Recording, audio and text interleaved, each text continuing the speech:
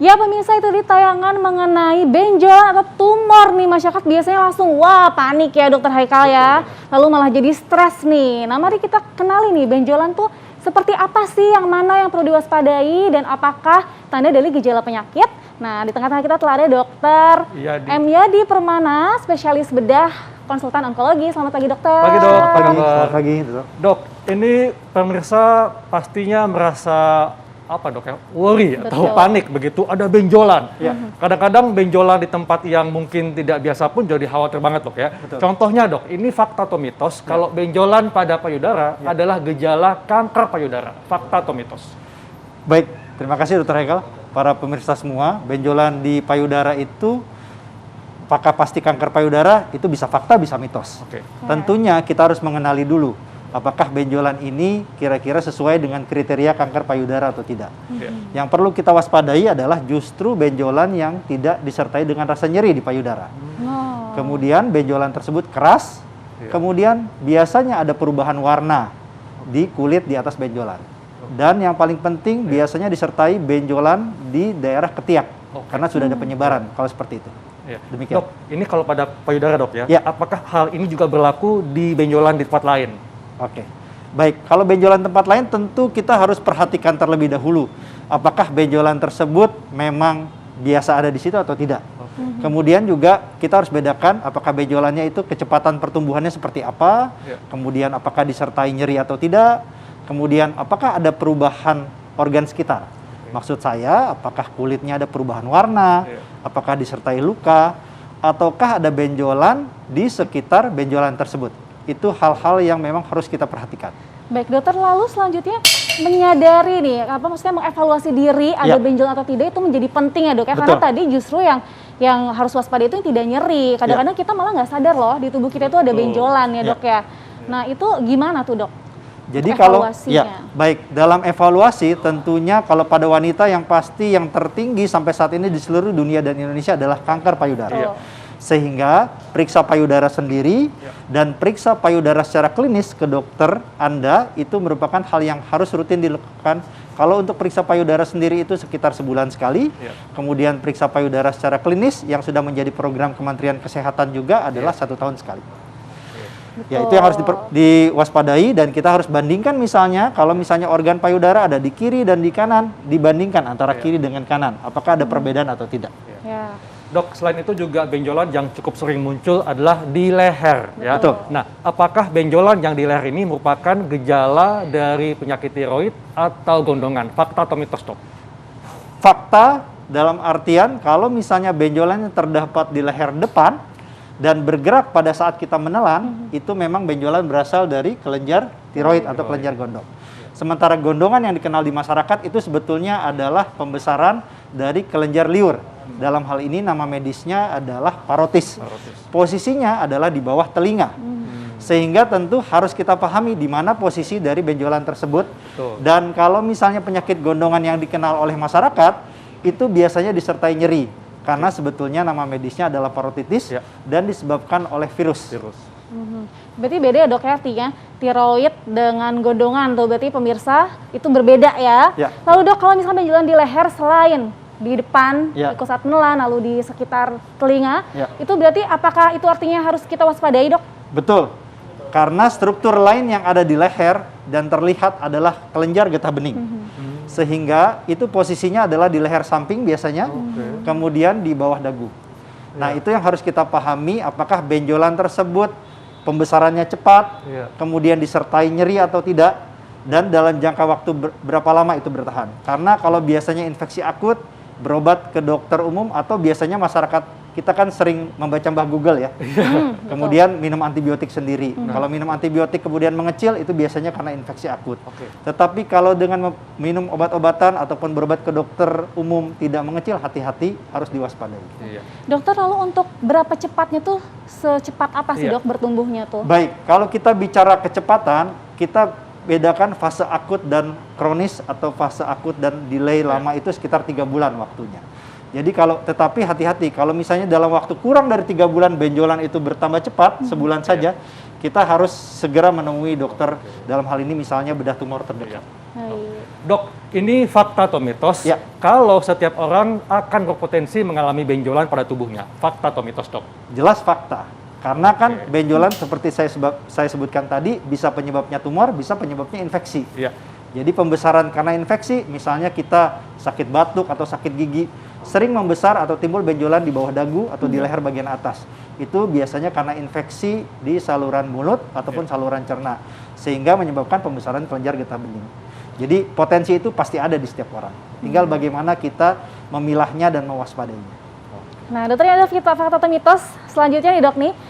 Munculnya benjolan di tubuh ini tidak selalu menyebabkan seseorang mengalami demam dan nyeri. Nah, ini di bagi benjolan tersebut ya, Dok ya. Ini fakta atau mitos, Dok. Tapi dokter, sebentar jadi dijawab. Pemirsa, kami akan kembali sesaat lagi, kemana-mana. Tetap di Hidup Sehat.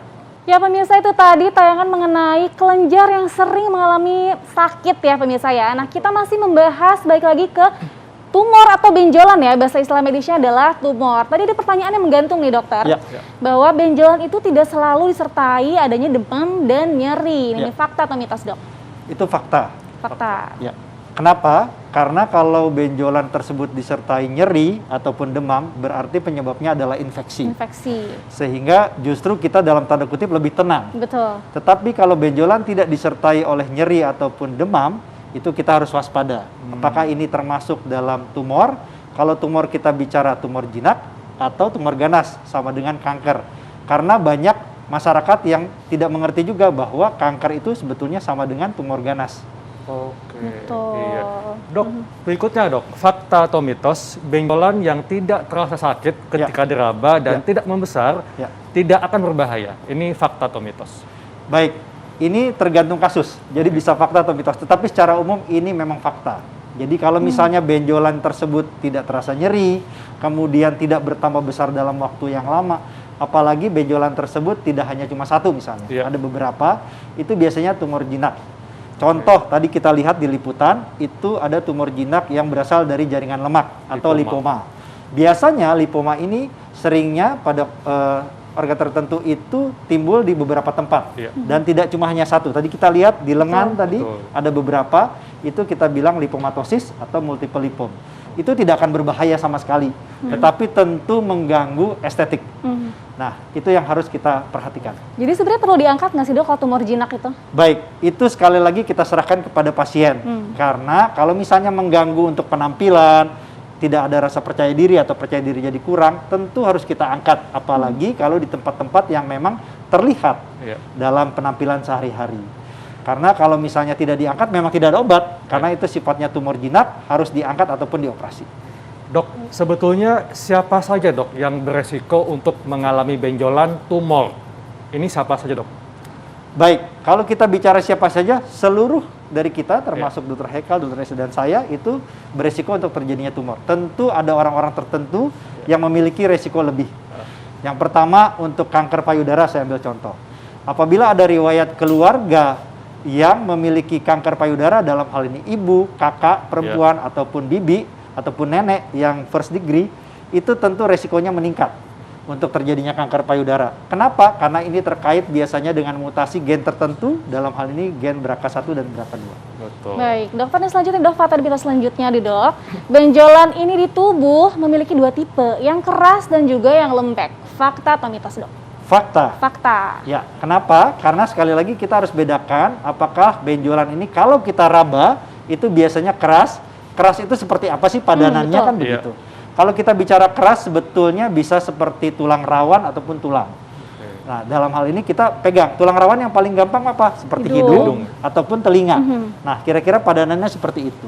Tetapi kalau kita bicara lembek itu biasanya memang lunak dan relatif tidak usah khawatir ke arah kanker. Ataupun itu kistik. Kistik itu berisi cairan di dalamnya.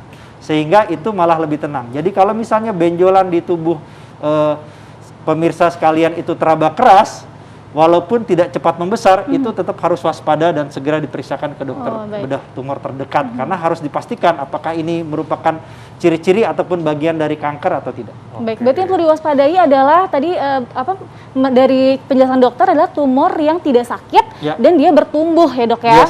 Itu yang perlu waspada dan keras konsistensinya. Betul. Gitu. Dok, tipsnya dok kepada masyarakat supaya masyarakat ini nggak panik atau bisa membedakan lah mana benjolan yang memang benjolan penyakit infeksi atau benjolan yang mesti dikhawatirkan ini suatu tumor atau mungkin gejala kanker. Baik, terima kasih Dr. Heka. Jadi para pemirsa sekalian, yang penting pertama kita harus ketahui adalah kapan benjolan itu muncul. Iya. Dan makanya dibiasakan, terutama ketika sedang mandi, biasanya kan kita membuka semua pakaian kita bisa melihat seluruhnya dan bisa dilihat di kaca misalnya. Kemudian harus diperhatikan apakah ini memang tumbuh di satu tempat atau kalau misalnya dia daerah misalnya payudara kiri dan kanan, kita harus pastikan. Jangan sampai kita terlalu takut. Ternyata benjolan yang kita anggap benjolan atau pemirsa anggap benjolan itu sebetulnya bagian dari normal, ya kan? Kemudian apabila benjolan tersebut bertambah cepat, bertambah besar dalam waktu kurang dari 3 bulan, kita harus waspada. Apalagi tidak disertai oleh nyeri. Dan kalau kita raba, dia terasa keras. Yang padanannya seperti saya sampaikan tadi, seperti tulang rawan pada hidung ataupun pada telinga. Atau misalnya seperti tulang sekalian.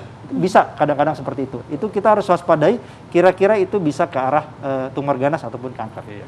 Baik dok, Oke, terima baik. kasih dok Terima untuk kasih penjelasannya. banyak, dokter. Sama-sama Dr. Heka. Jadi pemirsa, penting sekali bagi kita untuk bisa membedakan mana benjolan biasa dan benjolan yang mesti kita waspadai ini suatu tumor. Makanya penting untuk selalu lakukan pola hidup sehat. Ya. Betul, dan juga jangan lupa untuk saksikan Hidup Sehat dari hari Senin sampai hari Jumat pukul 9 sampai jam 10 pagi hanya di TV One. Dan ingat, tetap prokes serta lakukan vaksinasi. Kami pamit, Dr. Haikal, Dr. Sabrina, Indonesia Hidup Hidup Sehat. Sehat.